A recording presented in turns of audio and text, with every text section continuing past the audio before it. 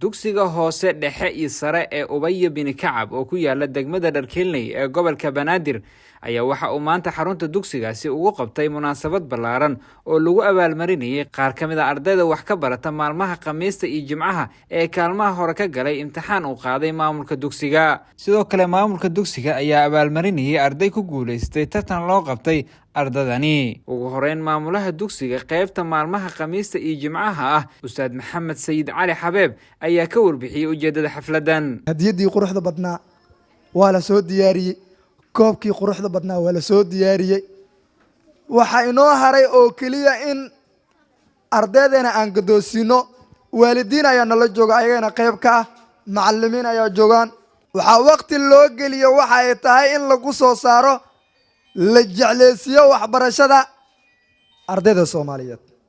annagu waxaa wax ku nahnay idinka wax idinku nahnay, adinkuna waxaa wax ku tihiin annaga waxna ku tihiin.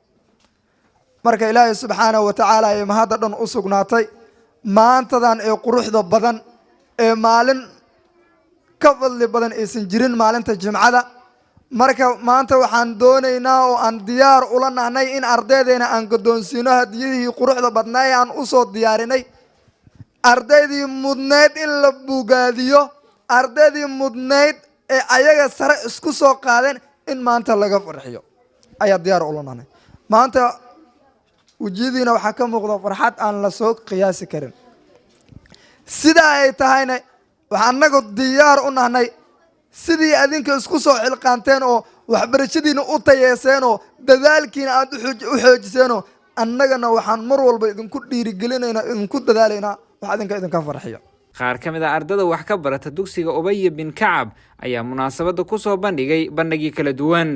daba mala xumaantiyo xaqayaa lagaa dugin, malaa'igta duushaa dambiyayna kaa qorin, aakhiraa dambeysayaan iilku kuu dumin, rabbi daa'im weeye yuu naarta kuu dirin, dabka iyo cadaabtuna hilbaageed bugan. riyaadaydii gaaray maanta waa rumeeyey aqoontaan urooray maanta waa xureeyey rafadkiyo daalkii iyo subax ruclaydkii qoraal akhriskuraadkii iyo reer gubyeeye rabbina ma khasaarin qayrkii nagama reebin iftii nagama riixin guushii wayna raacday. maalintii dhulkeena moolii ilow maynooga meesha cadowgo ciideena lagu muday ilaa sanadka maanta mirihii xuriyadeed ma garanay maxaa dhacay yaa mursadoo liqay aawo darantii maandeeq xukmi wax badan jeclow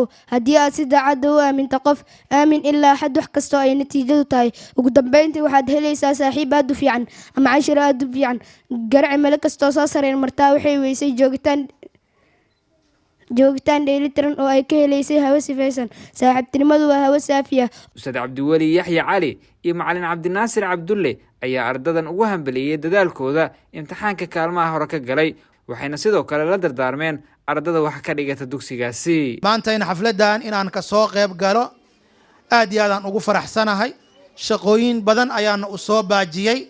jimcihii shaqooyin gaar ah oo aan qabtaa jirto oo si waahi aan uga soo tagin, laakiin maanta sababta aan uga soo tagay waxa waaye qiimaha iskuulka uu leeyahay.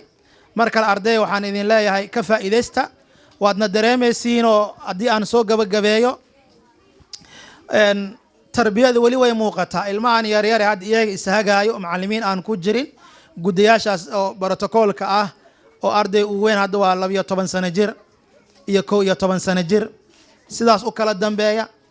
wax buuqa aan jirin, wax isdagaala aan jirin, akhlaaq daro aan jirin. xafladaha qaarkood buuq kama hadli kartidbo, buuqa kama hadli kartid. maxaan ku dhaha dadka kuma dhegaystaan, ardada kuma dhegaystaan, waa la aamusiyaa, ulaa loo haystaa. hadda macallimiinta waa kaa iska fadhiya, ilmihii iyaga dhexdoodii ay ismaamulayaan. alcilmu bayna talaamiid asalba saasay aa jirtay.